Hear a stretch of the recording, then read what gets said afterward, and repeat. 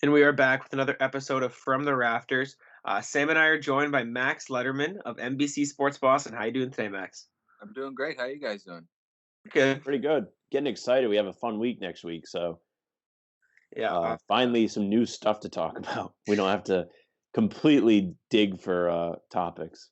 Mhm. And it's gonna be a fast, before you know it, we're gonna be playing games every other day. So it's pretty crazy. But we're gonna look back and be like, man, that 1 month we had off was actually kind of nice. Yeah. No. Very true. Obviously NBA draft coming up 18th, I believe. Maybe I'm wrong, but I'm pretty sure that's the date. Sam and I are not known for our draft analysis. We don't Absolutely sit not. here and lie that we know a ton about the prospects, but over the past few weeks, as stuff's been talked about, obviously you learn as you go. Do you have any favorite prospects coming out of the draft this year? Yeah. So it depends at what range, but I'm thinking I really like Neesmith from I can't even remember where he's from. Where does Vanderbilt. Vanderbilt? Van. That's right. Yeah. I mean, he's just a lightning or just a flamethrower shooter, Mhm. and I just think he just feels like one of those guys that we're gonna in a couple years we're gonna look back, even after maybe his rookie year, look back and be like, why didn't he get drafted higher? He doesn't. He I guess he's not a playmaker. You know, I all right, that's fine. Lots of players in the NBA that are very successful aren't. But if he can, hit 50% of his threes in college, that seems like a pretty good thing. Mhm. And everybody needs shooting. And it just, to me, when you're picking in the 14 range, I mean, Ainge doesn't have a great track record like most GMs picking in that range. He's had Yeah. some hits, he's had some misses. I wouldn't call him above average or below average. I'd say about league average there. Because you got the Terry Roziers of the world, but you also got the Abasellis of the world there. So um, but Gotta that love it. said, I think when you're picking in that range, just pick a guy that you can have locked onto a cost controlled rookie scale contract that'll be a contributor, a positive contributor on your team for that contract when you've got, Tatum coming up for his max and you're already paying Jalen and Kemba. So to me, that's if you want a guy that can come in and maybe contribute his first year, but for sure, there's the ceiling or the floor is so high with him. I just feel like Mhm. he's a safe pick. No, yeah, I agree. I wrote about him the other day. I'm nervous it's going to be another Tyler Hero situation where he goes 13, like right before it like almost identical, like very similar prospects. But I like Naismith. I like Desmond Bain too. Another guy who can just shoot lights out. He's big too. Right? He's like Grant Williams build almost. But yeah, Sam, do you got anybody? Um, I mean, I keep kind of saying like I'm interested, not saying I like trades because I don't like trades, but if they were to trade up, and this is kind of a segue because we also want to talk about trade rumors we've seen. To take a Kongwu, I did see a quote yesterday where he was talking about like he sounded excited by the possibility of playing for the Celtics, and that's something I personally like. In any prospect, I mean, any prospect's probably excited to be drafted, but I don't know. He's not worried about like coming in and trying to earn minutes or whatever. He says he can fit wherever they need him to fit, which is always what you want to hear. But as far as trades go, I wouldn't want them to. I hope they don't trade before the draft, just because if he's not there, then I feel like it's a wasted trade. Because that, other than that, I mean, what else do they want to trade up for that they can't get at 14 or whatever other picks they're going to pick them at? You know? Yeah, that's a good point. I think I know that a lot of the rumors were that they were trying to trade up to get a higher pick to include in a trade for a player. Because I do think that the Celtics are at an inflection point. This is the Memphis pick that we've been talking about for all these years. There's no Kings pick, there's no Memphis pick. This is it. This is the end of that string of trades that Danny made at the end of the Big Three era coming to fruition. And it is, Chris Mannix was on our draft preview show the other night on NBC Sports Boston, and he brought up a really good point. He's like, this needs to be a home run, or at least just a double. Get on base, get into scoring position because you can't have any whiffs here. We'll see about Romeo, but there's not a lot of opportunity for free agency in the future for the Celtics. And they have a lot of young players that you could in theory trade, but I don't know how much value they have because they're not really going to play on a team as good as the Celtics. So I think you really got to you have to acquire a player, whether it's a veteran that you use the picks to trade for, or it's a guy that actually ends up panning out that can contribute because you're not going to have a ton of opportunities moving forward. Your picks are going to be in the mid to high 20s, for the foreseeable future. And so unless he makes other big trades, which he probably will, but as of right now, the coffers are empty after this year. So you got to bring in a contributor. This team is, they're right there. They're knocking on the door. A lot of people would say they should have made it to the finals this past year, but I think Absolutely. we all forget that they overachieved this year. The They did. expectation was kind of like maybe third or fourth seed, get to the conference finals, and that's exactly what they did. So, and I think they were a little bit better than people thought they were going to be. So, they're right there, and I think it's a really important week coming up, and we'll see what they can do in free agency as well. You mentioned a trade for a veteran. Anybody that you've heard or heard from Mannix or anybody you have in mind that they would be a good fit? Well, I mean the Drew Holiday rumor that KOC threw out there was interesting to me because I think a lot of people assumed he would be coming into in a trade with Kemba, and I don't view it that way. I think he's coming in to play with Kemba. I think he Right. would be a perfect fit next to Kemba. He was playing off the ball a lot in New Orleans last couple of years. They had Alfred Payton a few years ago. Then they brought in Lonzo Ball. So he's a point guard, but he's been playing two guard, and he was an all defensive player a couple years ago. He's a good defender. He's a good two-way guy. And it looks like his health issues are behind him. And I think he would just be, because what was one of the main issues that we had with the Celtics in the playoffs was just lack of depth at the guard position, Right. and scoring off the bench. And I think that when you bring in another starter, and I think that it will require moving a Gordon Hayward, which if he wants to leave, then maybe that's something they can help him out with. I like Gordon. I think if they did nothing and they just drafted a player, I think they would be fine. Right. I agree. As long as they address the bench, just like a scorer. I'm not talking about everyone's like they need a Lou Williams type. Well, I don't know. Those guys are kind of hard to find, and you can't really draft those. I know a lot of people said last year, Carson Edwards can play the Lou Williams role. I'm like, great. I'm a Sixers fan. They drafted Lou Williams when he was a teenager, and he was not the Lou Williams that we know until like 3 teams later. So you don't draft a kid who's been an alpha his entire life, just absolutely dominating the ball, the starter, the main guy on his team, and just expect him to easily come into the NBA and play that 6-man role, score off the bench. I don't know what the future is for Carson Edwards. I just know that you can't bank on a rookie being able to do that usually. So, I think a Tyler Hero or even a Duncan Robinson type, player, they were able to do something like that. But that's rare. Yeah, no, it's definitely not easy to find Lou Will out the draft, but I think Carson will be fine. I think, like you said, he was just so used to being the guy at Purdue. I mean, what he got like easily the majority of the touches there. He scored over 20 a night and transitioning into a role where he's getting maybe a few shots a game. It's a huge difference. But you mentioned Gordon Hayward being in a trade for Drew Holiday.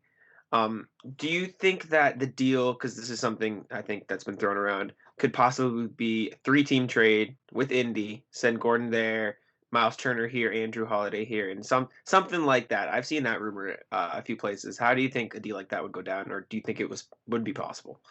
Yeah, I don't know. I mean, we'd have to see what the other pieces were. I know that a lot of Celtics fans are split on Miles Turner, and I'm not going to sit here and pretend like I have a great handle on it. He led the league in block shots a couple years ago, but apparently he's bad at defense because block shots are not an indicator of a great defender necessarily.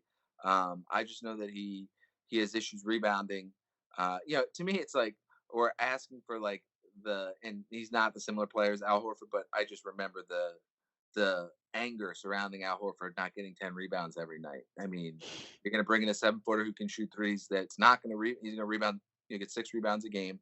But yeah, look, I wouldn't bank on that being possible if you're just moving Gordon Hayward and you're bringing in 2 pieces like that. I don't think they really need to do a ton. They do need another big. I agree with you, but I don't think it's going to be a trade Gordon Hayward and get back these 2, fix both of your problems with the bench or with a guard depth and a big. So we'll see if Indy's interested in moving Miles Turner. I don't know if they would just be straight up for Gordon Hayward. I'm not sure what Miles Turner's contract is. I think it's much less than Gordon's. It's like 17 and a half, 18 mil, yeah. And then you're getting into the Marcus Smart needs to be included because he's the only guy on the team that makes Mm-hmm. that money that would make up that space there. And I'm not playing. Yeah, absolutely not. Look, Marcus is tradable for sure in the right deal. It is not for a Miles Turner. No. It would have to It needs be a Harden remarkable deal. Yeah, because he's too important. I mean, and I don't think he has Exactly. the kind of value to other teams as he does for the Celtics. It's like when the Sixers were in the lottery in 20, I think it was 2012.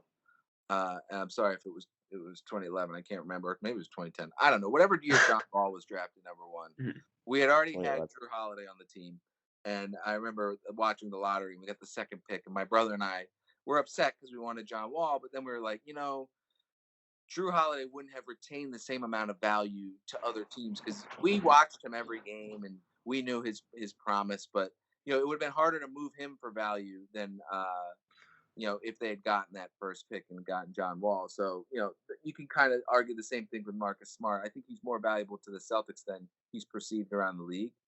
Maybe GMs are a lot smarter these days. They still make stupid trades, but teams will look at the shooting percentages and stuff. And unless you watch every single game like we do, it's hard to see the value sometimes in a guy like Marcus Smart. But he doesn't show up on the box score. In fact, his box scores often look quite bad. But, he ends up. But you watch the game, you're like, yeah, his box score looks terrible, but he's the reason they won the game. A lot of times. So I wouldn't mess around with trading Marcus, and like we said, unless it was for a star. It's funny you mentioned like the value of Marcus around the league. I feel like, not that I want to trade him, but I feel like his value might be higher now because he had a pretty great, at least second round series against the Raptors. He was like a huge difference maker, and that's on a big stage, so everybody's watching that. So maybe GMs did get a feel for that. Every game we watch, we see what he does. It doesn't come up in the box score, but he even was having moments that did come up in the box score. Obviously, like the 5 threes, big block on Norman Powell, like things like that. But I'm really not interested in trading Marcus. One thing Jack has brought up multiple times is that the number 2 pick for Marcus, like from Golden State. Yeah, that's an old something rumor, like that. remember. And I don't like it because like you're trading Marcus, who is someone that is so rare, in my opinion. His defense is hustle, like you say, doesn't come up in the box score. And then you've got an unproven rookie that hasn't even played a game yet and only played half a college season. So that's another thing that makes this draft interesting. I feel like the later picks might even be more valuable because nobody knows exactly what's there as much as they normally would. Jack, didn't you say there were mock drafts that like they're just all shuffled up? Like after, I saw a certain I think pick, it was like a no Keith order. Smith tweet that said, there's about like 30 guys in this draft projected anywhere from 15 to 45. Like anybody can go anywhere. The top of the draft isn't great, so like the bottom of the draft has depth. I don't know. It's just a very weird draft. There's no Zion. There's no Ja. I'll tell you what, and it's also I think the sorry, my cat. Get out of here. Yeah. Sorry. I think the what's crazy about the draft, the season being so short for college is that I think it might benefit some of the older players who teams just have a better feel if they saw them in previous seasons. And usually we have that influx of freshmen that we have, and James Wiseman, it was even before any coronavirus stuff. He just, he only played a couple games and then was done. And then you got the LaMelo Ball, who didn't even play in college, and the RJ Hamptons of the world.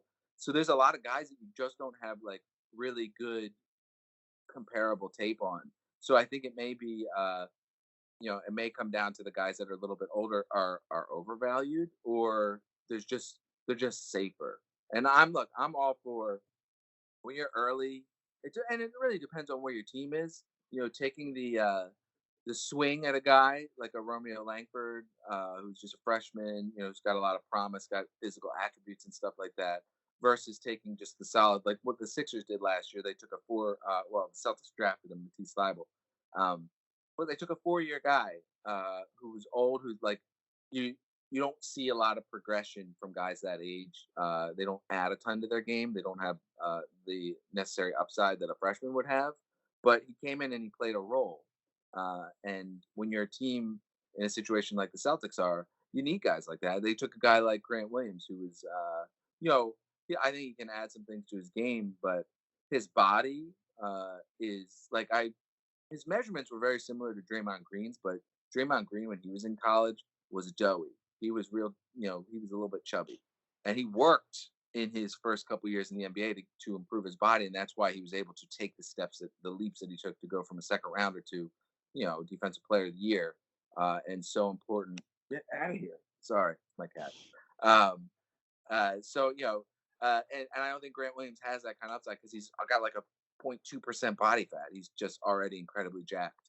So I think he can add some flexibility and things like that. And he's a good. I'm banking on a player like him getting better in little areas, but you're not going to see that come out of nowhere, all defensive breakthrough like a Draymond Green. No, yeah, I remember. I forget who. I'm laughing at the cat. Can we leave this in? Yeah, leave it here. I'm dying. I'm trying not to laugh. Well, he's just trying to rub on me, and my cords are right here. He's gonna knock this whole situation down. It's gonna be a disaster.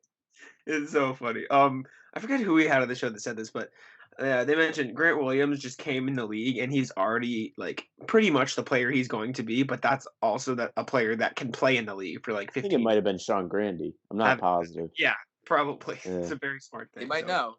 Yeah, exactly. But yeah, Grant's obviously great, and he is going to play a role. And I think that shooting cold streak we saw at the beginning of the year, I think it was a little bit of a fluke. I think that had to be some nerves because, like, obviously in the playoffs he shot great. So yeah, he was unbelievable in the playoffs. He shot like 60% or something like that. Ridiculous. Oh, and man. I think his main issue needs to be more strategic scoring down low because in college he could just overpower guys, but he's too small. He's absolutely too small to do that in the NBA. But like I said, I bank on a kid like that getting better in those areas and learning new tricks, maybe some more better low post moves. Because he's a forward version of Marcus Smart on the Celtics team. And I agree. And I tell you, the one thing that popped, which was so funny to me last summer in Summer League with Grant Williams, he didn't put up big stats, but I just remember watching the game being like, Jesus, his screens are incredible. He's just like, he's erasing defenders, just standing in front of them, and they're just melting away. To see that in Summer League was like, one, I just was like, I can't believe I'm looking for screens in Summer League. Usually we're just looking for dunks and anything to satisfy our need for basketball. But I remember just those screens really popped out. And look, he's already an elite screener for just having played 1 year in the NBA. I'm excited to see what he comes back with. We'll see with this offseason, how much these guys can really add to their game. I think a team like the Celtics will be actually probably better suited if they didn't make a ton of changes because of that, because of the shortened offseason. So, teams like Philly are going to really struggle if they make wholesale changes, which they're probably going to try to do. Not wholesale, but they're going to try to move a couple starters or at least one. Al Horford, I don't know if he's a starter or not. But teams that are making big changes like this are going to be at a disadvantage for a significant portion of the beginning of the season. Yeah, I know Sam's always a big guy that says do nothing because you know what you get with the guys on your team, so there's no point in. Well, not even that, but especially now, like you've got Romeo, who's a huge unknown because I mean he's been hurt, but like when he was playing, he was really solid, and he might fill some of the needs you need off the bench, especially scoring wise. He can facilitate, get to the rim. Defend really well. Defend. Grant, who's improved. I feel like we kind of got a feel for what kind of improvements we're going to see because there was like a mini off season in the middle of the season with the COVID and everything. Like we saw probably Grant improved quite a bit, especially his shooting. So I mean, we can I guess look forward to that. But the team. Let's not forget about Robert Williams was incredible. That's who I was forgetting. I was so impressed with him. I gave up on him after the hip injury. I was like, man, this guy's always hurt. He can never stay on the court, and everything that he needs to improve is minutes. He needs minutes, and he's just not getting them because he's so injured all the time. And then he comes back and proves me so wrong. He didn't get any minutes during the COVID break, but was incredible in the bubble. For most of that bubble whole experience, he was really solid, really good. He's a difference maker too. He wasn't just incredible; like he made an impact on the game. And I think that it's just really tough for the Celtics because in theory, he is exactly what you need. he is the kind of player that you need to improve your team if you're the Celtics. But can you count on him because of the injuries? And same with Romeo. I mean, Romeo, goodness gracious, every time he was on the court, he got hurt, and that matters because he was hurt in college, his 1 year there with his thumb, and then I mean he had like 17 different injuries with the Celtics, and that's a real problem because again, these guys need minutes, and it's not a situation where they can sacrifice wins for growth out of young players. They're ready to win. They're trying to win every game. They can't. Brad does not. He does not have a long leash with young guys, especially young guys that struggle with defensive stuff. And I know Romeo was, a solid defender, and it was encouraging to see him get some early quarter minutes during the playoffs before getting hurt again. But that is something that throughout Brad's career, especially Jaylen. I remember Jaylen's rookie year. I mean, that guy got yanked so fast. I mean, so one mistake, you're on the bench for the rest of the game. Right. And look, it worked. For all the complaints that we have about Brad not trusting or playing young players, look how good the young players turned out. Terry Rozier, Jaylen Brown. I mean, Jason Tatum played a ton, so we can't really use him. But Marcus Smart, to an extent, I mean, he was already such a good defender. But I think that there's a method to the madness with Brad, and the problem is if these guys aren't healthy, then when they do get pulled, that's like the last minutes they'll have in a month because they're going to get hurt. So the health is the real question mark for me, and I think it's why a Drew Holiday type trade is even in the mix because they need to, they need to have some security there for if Kemba gets hurt again, so that they're just not, Marcus is fine as a spot starter, but he's way better off the bench. He's way better off the bench. So, and then, who knows what's going to happen with Brad Wanamaker, but he was fine. He was really like in his role, he was great. He was like elite for his role. But then when you start playing him more minutes, that's when you get into trouble. So they really need to protect against that kind of thing. And it just seems like they have a lot of guys, especially some key young pieces that just have the injury bug, and that's not a good omen. Yeah, I'm glad you mentioned Jaylen Brown because that makes the transition really easily. But a couple of trade rumors I've seen over the past week or so, just throwing Jaylen Brown in there for seemingly no apparent reason. Like James Harden, I understand. We do another podcast called Within Heckling Distance. Our friends brought up. They said, "Oh, we should trade." Very different than this one. Yeah, they said we should trade Jaylen Brown, Marcus Smart, and 14 for Devin Booker, which doesn't make any sense to me because I don't think they're that far apart in talent. So, do you have any interest in trading Jaylen at this point in time? Because I don't see it. No. And what you got to think about is, again, Kendrick Perkins made this point on one of our post-game shows during the bubble. It was an incredibly funny segment. I'm pretty sure we have it posted. I'll tweet it out if I can track it down. But he was going through all the two guards in the league, and I actually got in his ear, and he made fun of me for bringing up Devin Booker because he's like, who's better than Jaylen Brown? And I would say Devin Booker is better than Jaylen Brown. However, the context matters. It's not NBA 2K. We don't live in a vacuum here. There's contracts, there's fit with the team. And Jaylen Brown is the perfect number 2 or number 3 player for this Celtics team because he does not need plays called for him. He just runs the floor, he scores when there's an opportunity, and he just gets better every year. And he's a great ambassador for the sport of basketball in the city like Boston. I think he matters. I think that matters. And like I said, I've just been so blown away by everything I've seen from him since he was getting yanked his rookie year, to the growth he took his second year. Everyone thought he had a bad third year, but if you look at his per 36 now, he just played less minutes. And I think the issues with Kyrie were Jaylen was just ready to be a leader, and he had 9 guys on the team that were, veterans above him. And they were all basically thrown out before last season. And it just showed you what happened. I mean, he was a 20-point scorer all season. Tatum started slowly and then, took like 8 different steps throughout the year and became, a star, a real bona fide, potential top 10 player.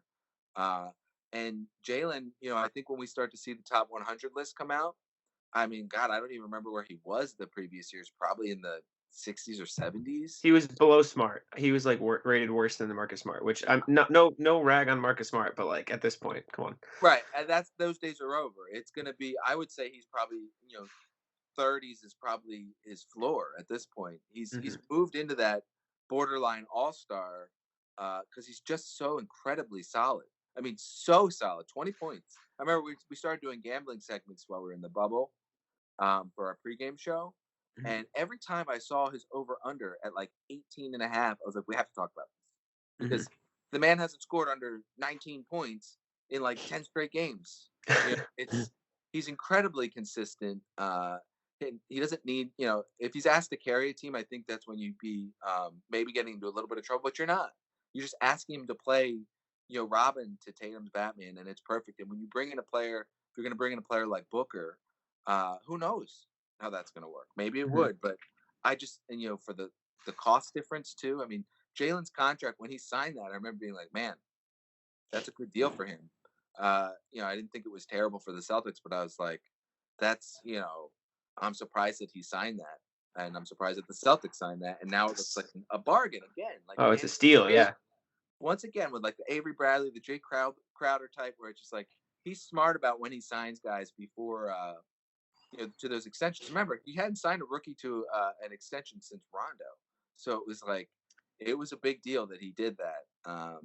And I just, man, Jaylen, again, is tradable. I think Tatum is probably the only player that's not tradable, but even he would be like had for, I don't know, Giannis or something. But maybe, I don't know at this point, maybe that's not the thing. But Jaylen can be had, but it needs to be for like a James Harden.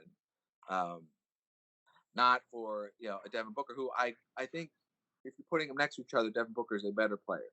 However, for the Celtics, he's not. He's definitely not. Right. Especially if you still have Kemba. I mean, that's going to be a pretty bad defensive backcourt. And it's not a knock on Kemba. He's just, again, like Isaiah, he's just small. And he's light. So he's not going to be able to fight through all the screens, and teams can really target him. And you need guys that can defend around him. And Devin Booker, I don't think, maybe he's a good defender. He just has never actually cared or tried. So I would say no. Yeah. And again, Devin Booker's a ball dominant guy. He's a volume shooter. He's good. He's really, really, really good. We saw it. We saw him score 70 points versus the Celtics in a loss. But it was kind of inflated too. He got a lot of free throws at the end. Yeah, it was a little gross. It was so, gross. But 70. He made up for it by just absolutely eviscerating Crowder on Instagram. When Crowder commented, I've never seen so many guys celebrate a loss, and he just replied, like, within seconds, you can't guard me. It was so good. But look, I respect Booker, but I just think that Jaylen, you're not trading Jaylen unless it's in a big, huge, like, team, changing the face of a team. Because when everyone was so upset about the Celtics not making the finals, again, I keep going back to me being a Sixers fan here. It's just that, man, have some perspective. Great situation. Just such a class organization. Elite GM, above average coach, if not better. And two just thoroughbred studs that are 24 and under. Like, 23 and under. And it, to me, once Tatum signs his contract, are going to be locked up for the next 5 years.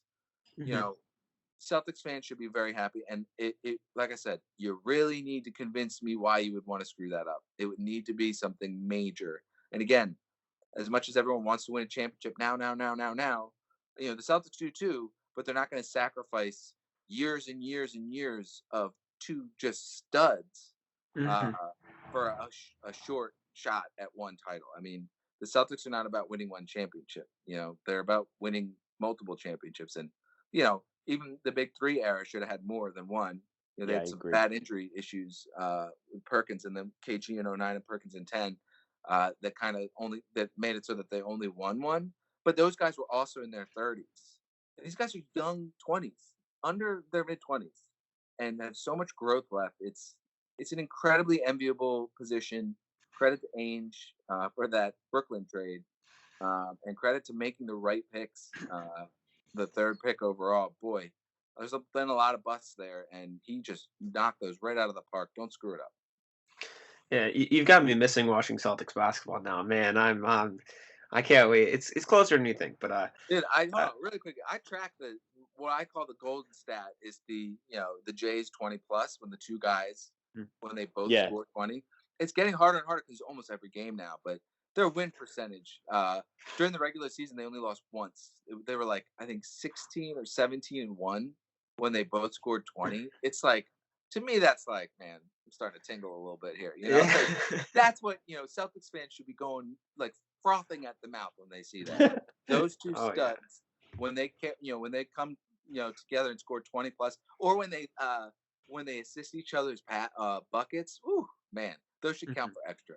No, 100%. yeah, it's gorgeous. It's gorgeous. You bring up James Harden, obviously with Russell Westbrook wanting out and probably going to Charlotte, Detroit, or New York to make the 8 seed and live there. James Harden said he's committed to Houston, but like at that point, why would Houston keep him? Because like if there's a cap on a team with Westbrook and Harden, there's a cap on a team with just Harden, and he's an amazing player, like generational talent. But like I feel like they've got to explore options. You mentioned Jaylen Brown. Would you throw Jaylen Brown in a trade for James Harden, or would you just stay away and play for the future? I know my opinion. I'm pretty sure I know Sam's, but I mean, I think you'd have to. I think that if that's what they wanted to do, it would change the whole makeup of the team. It would be interesting to see how Harden, because that whole offense was built like specifically around Harden, and it's not like the Celtics don't have a track record of doing that. The 16-17 season with Isaiah Thomas, that just amazing, phenomenal season. That whole offense was Isaiah. That was about Isaiah. Uh, and so Brad has a track record of doing that. However, they have so many good players that I think that would, be silly. And who knows how Harden would be, playing with multiple guys that also need the ball. I mean, Tatum to me is your meal ticket. He's your scorer, your alpha. Harden is better than Tatum, but it's not as much as it used to be. I mean, Harden is one of the greatest shooting guards in the history of the NBA. I mean, that step back is impossible to defend. The problem is, and we saw it a little bit with Tatum, is that there are just games where guys miss shots, and if you don't have other guys out there, and if you don't have other ways to score other than just trying to get fouled and shooting step back threes, you're gonna lose some games. And if that happens in the playoffs, you're not gonna make it far. And there's a reason that Harden has not made it very far in the playoffs. And I think it's because he plays a ton, and two, teams with him they just tend to get. It's why I always used to say like this was before the Warriors won with Steph Curry, and he's a little bit different. It's like you can't win a championship in the modern NBA with your best player as your point guard. It just doesn't. It doesn't usually work out that way because if they're so important to your offense and the other team like Bill Belichick's it and just takes you out, you just like schemes their entire defense around just preventing the point guard from getting things going. It's like with Chris Paul, all his teams never succeeding. It's like if you just get in their head or get them out of their game, it throws everything off for the entire team, and the team's like, what do we do? And I look, Russell Westbrook, I think, is brought up some of that in his complaints, his reported complaints about wanting out, is that it's the team is not if they can only score a certain way and then that certain way doesn't work, you're kind of screwed. So I think that look, in theory, yes, you would trade Jaylen Brown for James Harden. Would I do it? I'd have to see how it all shook out, because there'd probably need to be other things going back and forth. But I just don't see the point. Because again, like we just said, it's like, why would you break those two guys up if you didn't have to? You have years. You have years. Harden's 30, 31 now.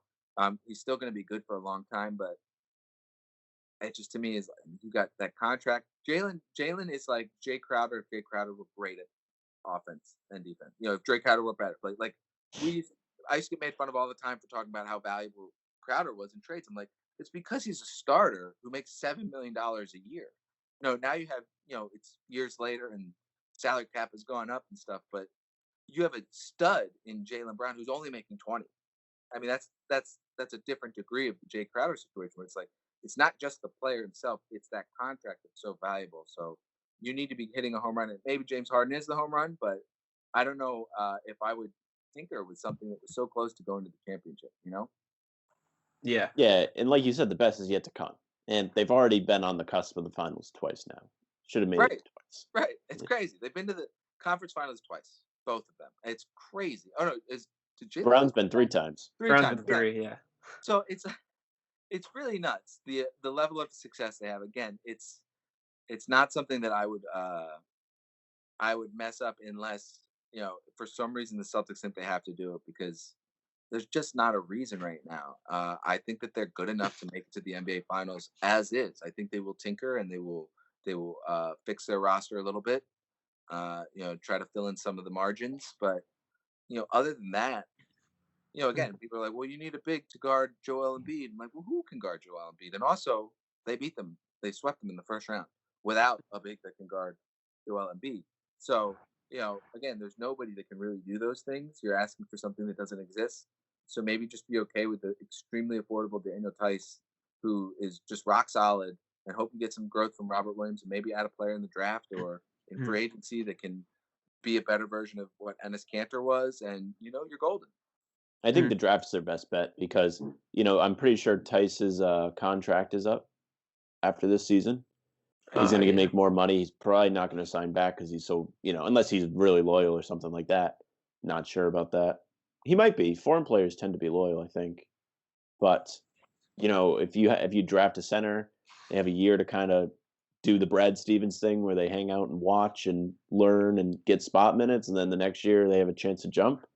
And I feel like with centers, jumps happen like way more often. I always bring up Whiteside where he just kind of came out of nowhere, and I feel like that's gonna happen with Robert Williams. Could happen again with the center they draft. I mean, Bam did that too. Bam, kind of. Yep. Again, look, I'm telling you, it's minutes, man. It's minutes, and it's just such a shame because I want to just get out there and say the Celtics don't need to do anything. They have Robert Williams. They have, Daniel Tice will be their starter, and I think the hope last year was that Kanter would be the starter, and that Robert Williams would play his way into that role. And then Tice comes out of nowhere and just has a monster season, which he had his first year with the Celtics, and he tore up his knee and did not have a great second year, but is back to being what he was his first year, which is just an incredibly solid center, which in the NBA, now the modern NBA, the 2020 version of the NBA, is really all you need. There are teams, it's like you don't need to go find a Joel Embiid. If you have Joel Embiid, yes, you build your team around it, but you don't need that. You need like a Bam. You need a guy that's just solid, that you can run the offense through on occasion, and that can just defend and rebound. And Tice you can't run the offense through him, but he does all those other things, and he'll shoot some open threes. And look, like I said before, I think you need a little bit of depth, but this team is damn close. Yeah, I think changing the core makeup of the team after, I mean, we've seen him do it before. We've seen Danny do it before, obviously, 3 conference finals in 4 years, and one of those teams has one of the same players than the latest one, which was Jaylen Brown. Teams. 3 different teams. It's crazy. It's 3 different iterations, and that's why when people keep bagging on Brad Stevens, like, oh, he can't get past the conference finals, I'm like, he's had 3 different teams. Took 3 essentially incredibly different teams to the conference finals. So maybe give him a second shot with the same team and let's see what happens. Yeah, the only player that was on all 3 of those teams was actually Jaylen Brown. So like trading him, I mean, he's 3 for 4 in conference finals appearances. All I'm saying is James Harden's 4 for 11. So obviously not the same thing, but just a fun stat I found. Someone also told me that Jaylen Brown doesn't work hard enough, and that if I could get RJ Barrett in a first back, I would do it. It's some random Twitter person. Just I thought you'd find not that, a guest on the show, Max. Don't worry. No, we don't. No, nobody of well, stature. Let me just say this. I remember when they drafted Jaylen Brown, I wanted them to draft Jamal Murray because I was worried about Jaylen Brown shooting, and they. And that actually used to be like, look, I'm wrong. I'll admit that I'm wrong. And actually doesn't look as bad now because Jamal Murray went supernova in the playoffs. But I think before the playoffs, I was an idiot for that take. Now it's less of a dumb take, but still I was wrong. Excuse me. The Celtics, and Danny said after the draft, after they picked him, he said, look, we're not worried about his shooting because we watch these kids since they're in middle school. He has a good shot. We believe in it. He had a bad year at Cal. It was a weird situation, bad offense. We think he'll be fine. And he is objectively a good 3-point shooter. Objectively. Yeah. He is a good 3-point shooter. Not okay, good. high 30s every year of his career. So, and then that summer, I remember seeing before his rookie season, him working out with Jimmy Butler, running hills in the sand and being like, okay, this is the kind of kid you want. Him not being a worker, that's insane to me. That's one of the dumbest things I've ever heard. Because not only is there just evidence of him, like literally you can watch him work, like before his rookie season, running hills with psychotic Jimmy Butler, who, will cut you 30 if you're on his team if you don't try hard.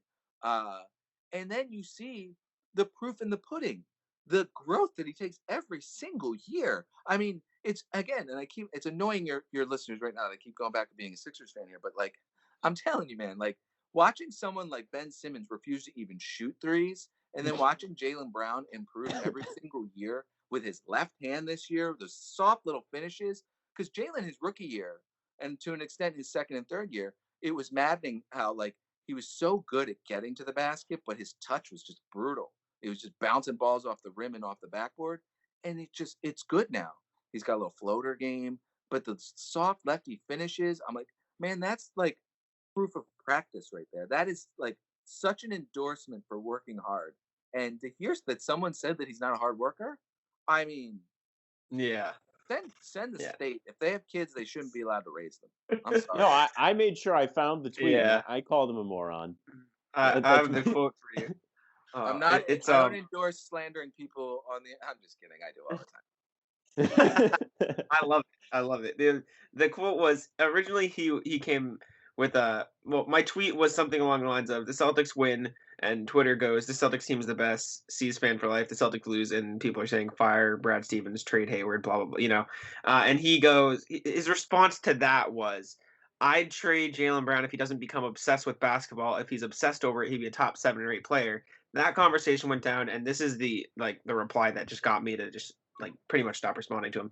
He said, I'm not saying he isn't good. I'm saying if I could get an RJ Barrett for him, I'd make the trade. And it's solely because I don't believe the guy is obsessed with basketball. And because of that, he won't reach where I think he can or needs to be. And it's not that he can't play or isn't good. And I was just like, all right, yeah. I can tell you exactly where that's coming from. That's someone with different political beliefs than Jaylen Brown and thinks that he should shut up and dribble. That's what that is. I see that all the time. Yep. I see that in my mentions. I saw that yesterday where people are like, trade Jaylen, in his like lefty politics and all. It's like, man, all right, you disagree with him. That's your right. It's a free country. We can all come from different sides of the political aisle, but you cannot use his political stances as proof that he doesn't care about basketball. That has literally been something that has stuck to Jaylen.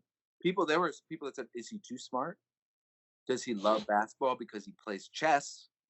Chess is not basketball. Like, man, look at him on the court.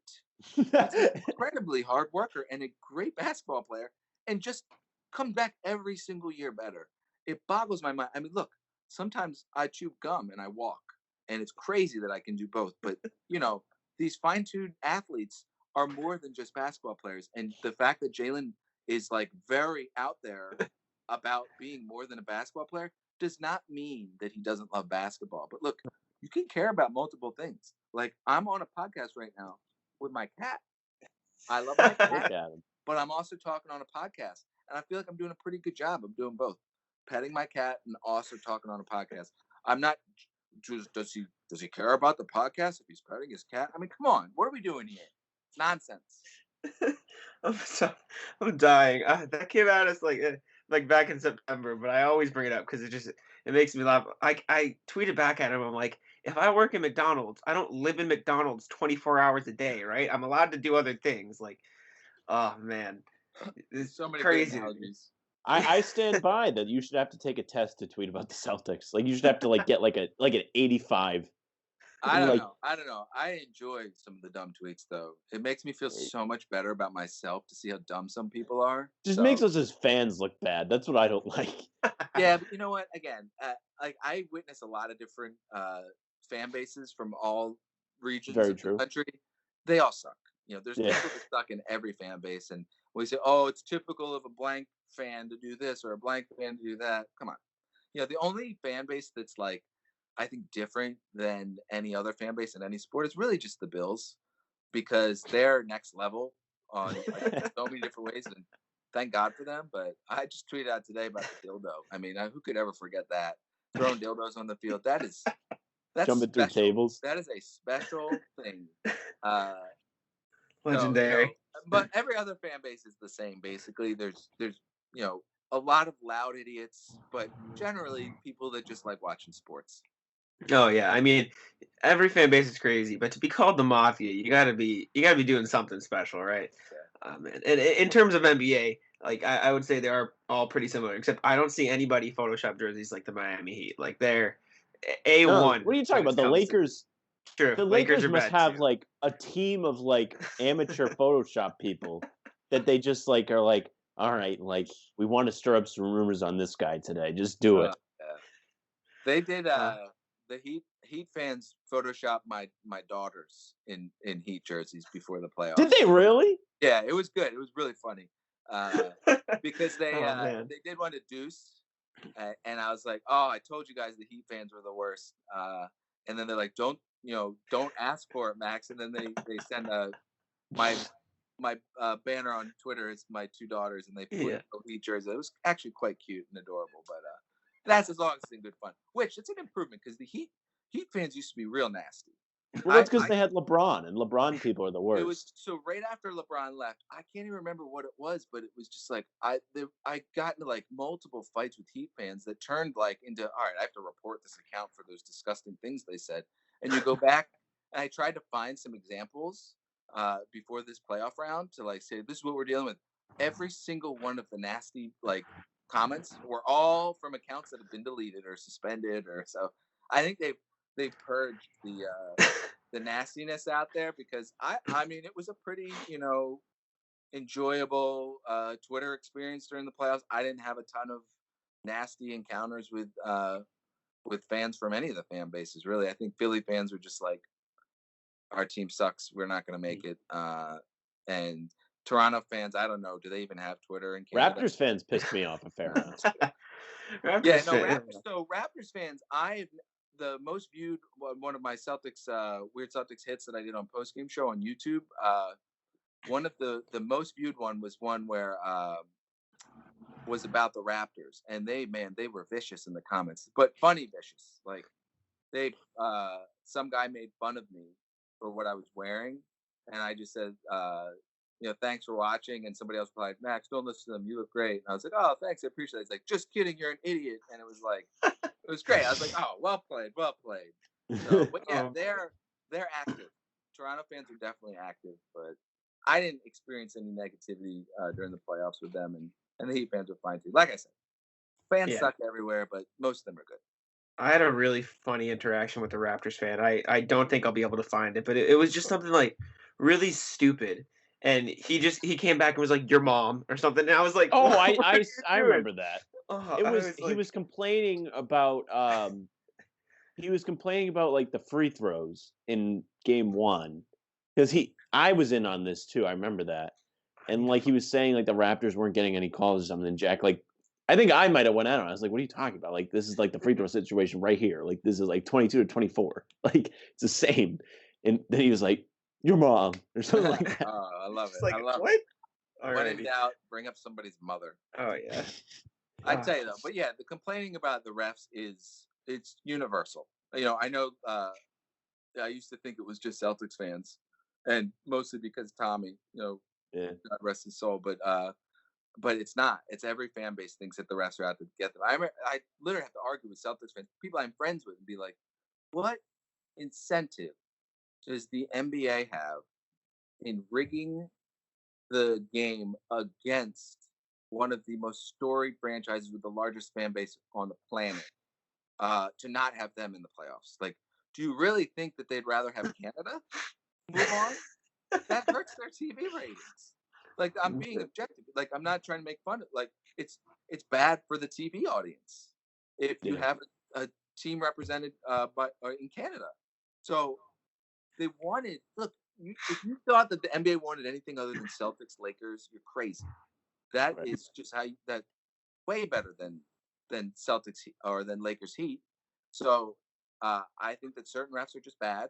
I think refs are bad in general, and it goes both ways. It really does. And sometimes it really does. And look, there are games where I'm just like, man, it really does feel like the refs have a bone to pick tonight. And I think it's sometimes refs just get annoyed at getting chirped at by certain players, or they just they're just who they are. I don't think it's a specific team that they dislike. I think if you watched games like for refs, like if I said, all right, which game is Tony Brothers repping tonight? I'm going to watch that one.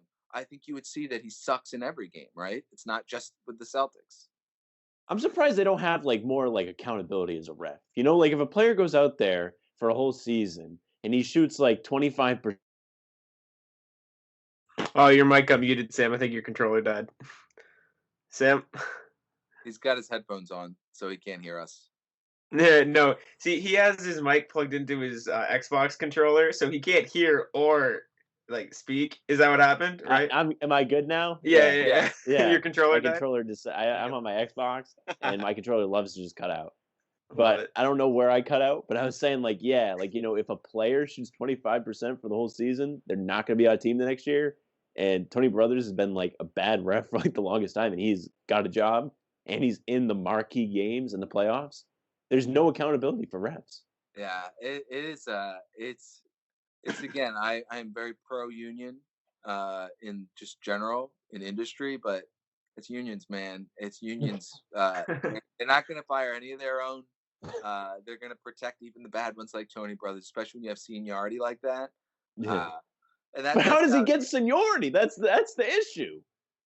I think that, man. I just think that they all kind of Maybe suck, get grandfathered right? in. I don't know. Maybe, but Yeah, it is the last 2 minute report also is kind of useless. Like you see that, I'm like, Oh, it what's the just gets point people of this? mad. I don't like it. As soon as they admitted that or they came out with that, this was years ago. I was like, this is about gambling. This is about trying to rinse the Donaghy stain off of the game because they're pushing for legalized betting because it's another revenue stream for the NBA and for professional sports. It's like, and when I say revenue stream, I'm revenue river. Like the next way that teams can make money is going to be on sports betting, or the way that leagues can make money is on sports betting. So I think they wanted to have some sort of accountability out there. Look, we're transparent, which is great. I love the theory behind it, but it's just frustrating. It's like, okay, cool. Like that play that ended up costing this team the game that you admitted was called wrong, you can't go back and change it. So now it's just like, hey, here's the knife. We're going to twist it. So, Yeah, no. I will say, as much as Tony Brothers, Scott Foster, no one, for those of you watching, this guy, the worst. Oh, that guy. Evan Scott, I remember writing about it. Like the one finger tee and all, just that was worse than anything I saw in the playoffs. Like I remember the pure That was rage terrible. when he teed up Kemba twice in the matter of 30 seconds. Kemba. unbelievable. That one got me. The worst is, and everyone will say this, the worst is when refs compound their bad call with a T. So if you make a bad call and a player is rightfully upset and then you tee them up to make it worse, it's just like, that needs to be punishable for the refs. And maybe they do. They may fine guys, but they don't publicize it, and I'm good with that. But at the end of the day, it's, to me, that's the one that really gets me. If you have a call, and look, the ref's not going to make a call that they think is wrong, but if you have a call and you tee up a guy, it's questionable, and the guy's upset, like, come on. If it's Tatum throwing his arms up after a layup like he does pretty much every time, and it's finally getting on your nerves, that's one thing. But if it's a guy like Kemba, who is just like, who wins like the professionalism award every single year, and you give him a double tech, I mean, if Kemba is complaining about something, the likelihood of you being wrong is pretty high. Yeah, so and I mean, just kind of ignore his complaining. You're not going to change the call, but just don't tee him up. Mm-hmm. Yeah, and I remember he got leveled by LaMarcus Aldridge, like pushed, leveled, like clotheslined. It was a little bit absurd, but yeah.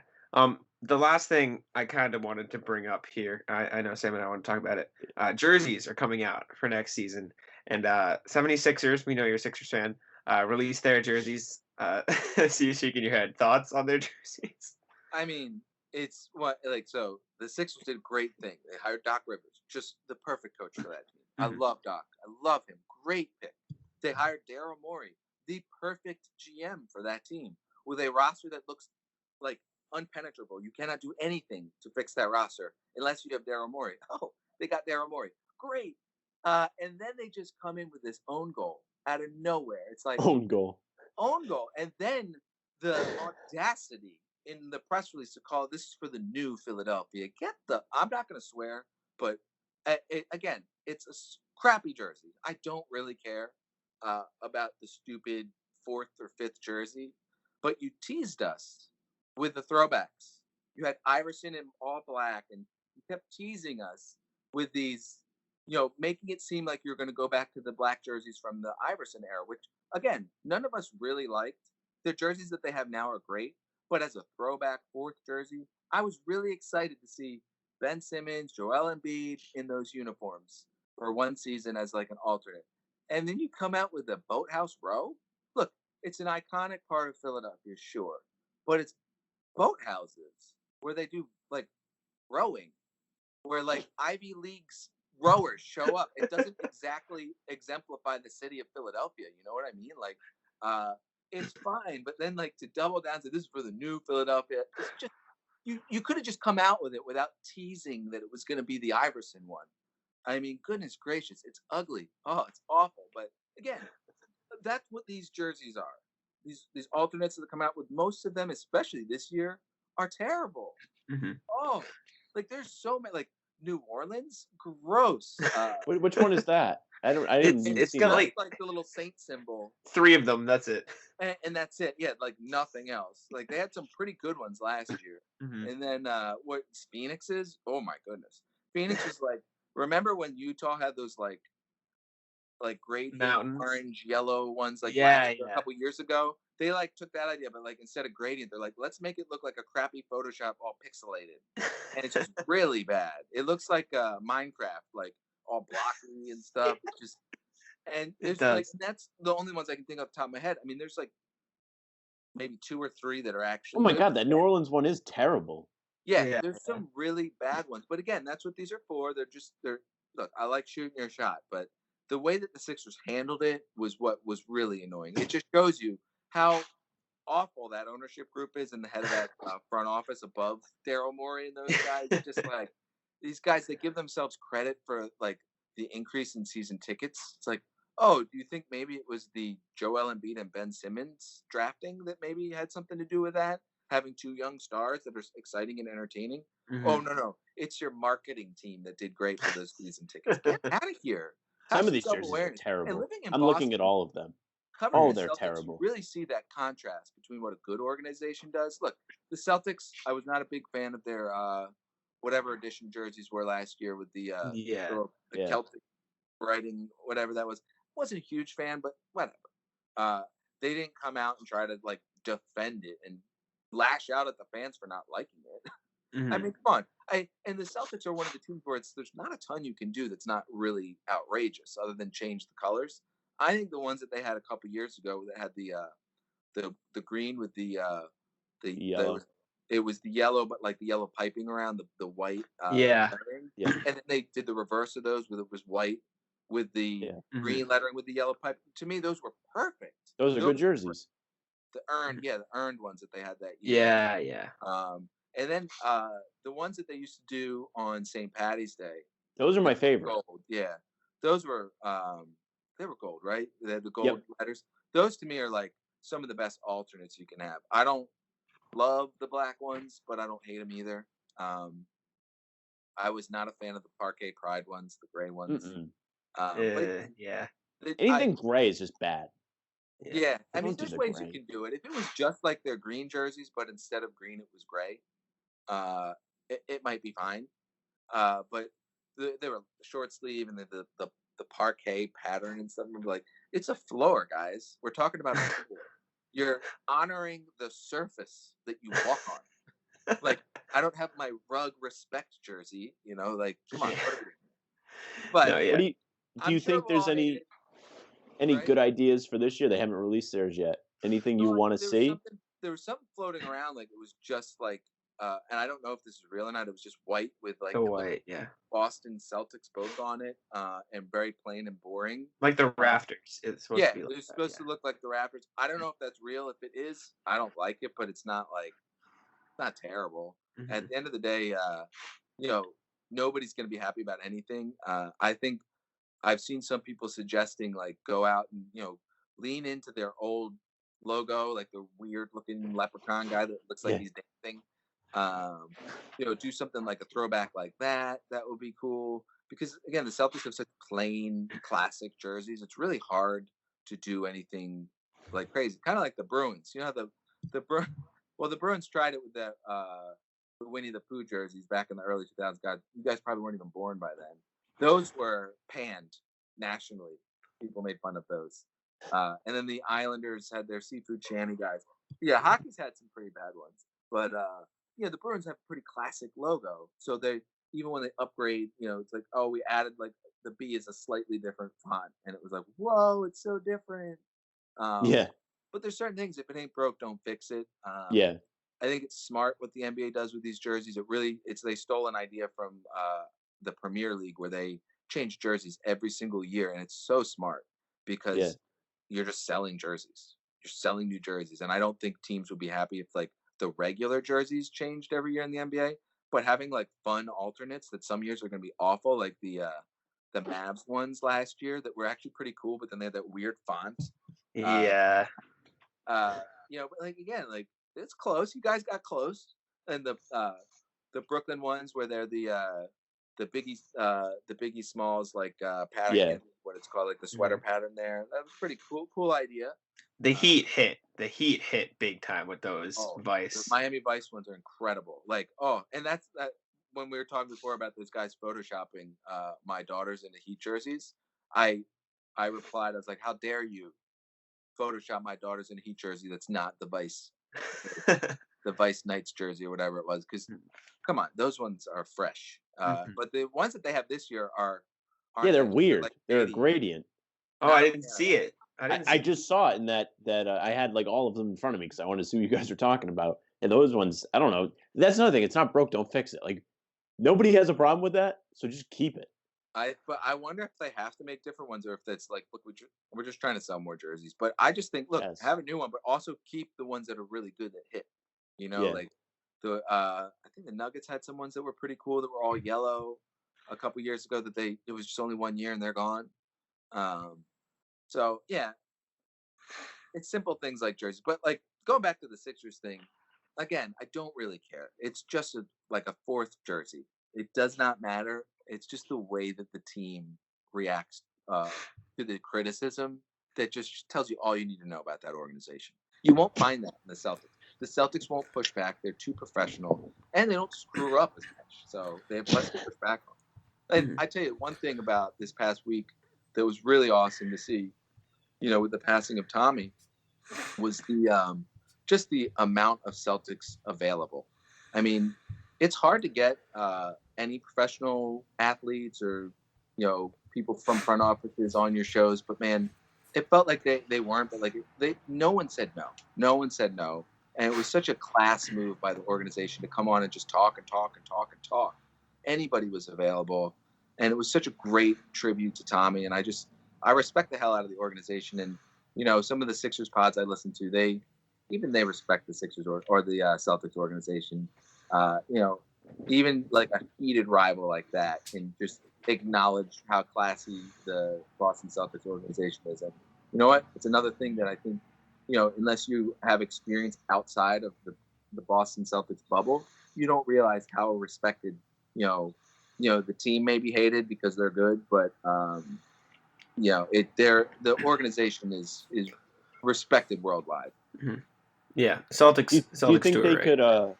Sorry to like backtrack, but you mentioned Tommy. Do you think they could do like some kind of jersey to honor Tommy, other than just a patch? Like me and Jack, we talked a little bit about this before the show. They maybe like have a Tommy Points jersey that says like the way I would picture is Tommy and then points and the numbers in the middle. I think something like that. It would probably be a little too late in the game here with the season coming up so fast to do something like that. But I think for sure they'll have 15s on their shoulders this year, and I think that one way to do it would be to just and I hope they do this anyway, to go back to some of the Tommy era jerseys where it's the green and the Celtics is much bigger. Tiny, different font, green. They were like shiny. Like remember those Nuggets jerseys, those teal but shiny Nuggets jerseys, like from the late 2000s. Yes, yeah. Green shiny, because that's how some of them, at least it looks like in the black and white pictures that we see. Yeah. There are some color ones where it was the regular green. The font was a little bit bigger, but it was shiny. I mean, it would probably get made fun of a lot, but it would be just a throwback, to the Tommy era, and that would be real cool. It'd be interesting to see with normal size shorts too. Yeah. Hey, bring back the short shorts, man. I'm pretty sure Jaylen rocked them a few times, but I think they're fun. The mobility's not great. No. Like that was Jaylen's thing his rookie year, was like, I got the flat top and really short shorts, but then it's like, is that hindering your running? Yeah, but the only jerseys I like this year, before we start to wrap up, the Spurs ones I think are pretty cool. I like the colors. Yeah. That's it. I don't think any, like the Nets ones are just like, are those real? Like I saw them, I thought they were fake, but I don't. They're real. I don't hate them. I respect like kind of outlandish ones. Like those ones are throwbacks to the early '90s, but also a little. I think are they gradient as well? They're like a I don't even know how to describe it. Like when you look at a pool and you see like the wave pattern. I guess I don't know. Yeah, it's a little bit like the acid wash jeans a little bit. So yeah, it's a little gross, but at the end of the day, I like outlandish. If you're gonna lean into the weirdness of it, I'm good with that. That's why some people were suggesting the Celtics do some weird Celtics Twitter kind of version of a jersey, and that would be, honestly, no one would complain about that. It'd be pretty cool to see some weirdness on it. I don't know how you tie dye. Yeah, my favorite one is the a massive fan base where only like 1% of them know what Weird Celtics Twitter is, but I think it would be great. I would love it. It'd be funny. What were you gonna say, Sam? It reminds me of the what? What is it? It's like the big like the big cylinder, and it's like the rainbow. Oh, the water tank into the city. The water tank, yeah. Yeah, with the 5 colors. That. Yeah, I've seen that as a jersey. That'd be weird though. I don't even know the exact name of that, but I know exactly what you're talking about. Yeah, it's just the home white. They have like the 5 colors like going down like jets. Yeah, no, that'd be funny. I think, like you keep saying, Max, no matter what happens, everyone's gonna complain, but I'll still end up buying. We're too much traditionalists as fans. Yeah, I am for sure. But that's why you go with something simple, like you just alternate color, like just slightly different, like with the black, adding the black jersey. Although I did like the in the Pierce era where they had the black. The green jersey with the black numbers. I thought that was Jack likes those too. Yeah, I brought those up. Those are cool. I think those and the ones you mentioned, the green jerseys with the gold numbers, but the plain font, like those would both be pretty cool to see back. Just don't bring the t-shirt jerseys back. It's just a no. Yeah, I think those may be gone. Yeah, Dave was playing with that idea, and I don't do any teams where not anymore. I think Cavs were the last ones back in when they won. Yeah, the black jerseys. Yeah, I don't know. I have to check the Warriors. I feel like have some, or I don't know if they do anymore. Yeah, they did though. It's just weird, like a weird experiment. But Anyways, unless there's something, Sam or Max, that you wanted to bring up that we forgot about, I think it's a good place to wrap it up. Is there anything you wanted to say, Max, before we wrap up here? Tell people where you are on Twitter, but I assume at this point everybody knows. Yeah, Max _ Lederman, Lederman. Just look me up if you want. I love talking to people. I don't care who you are, what you have to say. I usually respond to everyone just because I like talking. Let's looking forward to the season. Tune in to NBC Sports Boston. We got some draft coverage coming up on Wednesdays. The thing that I prepare for most every year, and I love it. Love it. I do 80% or maybe even 90% of the work I do never gets on TV, but you have to do it because especially when they have 3 picks, we're going to make 50 player cards and 50 video rips and 50 little stats and things and have all these graphics ready to go that won't get used, but we'll be ready. We'll be ready for whoever they pick. We had Gershon Yabusele. We had him ready to go. We had Ante Zizic ready to go in 2016 when they picked them, which was one of like the proudest moments for me professionally. It was like, I can't believe we have these random people that he reached on. So we'll be ready to go. So tune in if you like watching the draft. We'll be talking about all the picks as they come in, but with obviously Celtics focus. So big cast of characters. We'll have pretty sure we'll have. I don't know if we'll have Chris Mannix. We definitely won't have KOC. We had him on our draft preview, but we'll have Kendrick Perkins, Brian Scalabrine, Kyle Draper, and Chris Forsberg. Maybe some Robbie Buckets. We'll see. So tune in. Yeah, I'm saying Desmond Bain. I'm saying that's the pick. That's my prediction. But be ready for when they take Jay Scrubb out of community college. Just in case. Another guy, Cole Anthony, I like too. I like Cole. He fits a bit of a need there too. I don't know, like we were saying with Carson Edwards, if guys like that can come in and fit that role right away. But I certainly think he seems like a guy that, like a Jaylen type, where he comes in with all this promise into his college year, weird team setup, bad shooting numbers. But I think that the proof is in, the previous years of work. I think he's going to be a guy that falls, that everyone looks back like, wait, why didn't we just look at all the tape instead of just one weird year of college? So he's a guy that I think, especially because he's got the genes as well, he could be a guy that if they keep the pick or keep one of their, the 26 or something, I don't know if he would fall that far. Yeah. But I think that he's a guy to keep an eye on as well. No, yeah. Cole's definitely great. Could probably be what people expected Carson to be. Not that Carson can't be that guy, but scorer off the bench. Thank you, Max, for coming on the show. I really appreciate it. Make sure to follow him, Max_Lederman. You guys can follow us at Bannertown USA. And Sam, I'll let you wrap it up here. Yeah, follow everyone. Follow Max. Follow Jack. Follow Bannertown. Follow me. That's our show for today. Bye.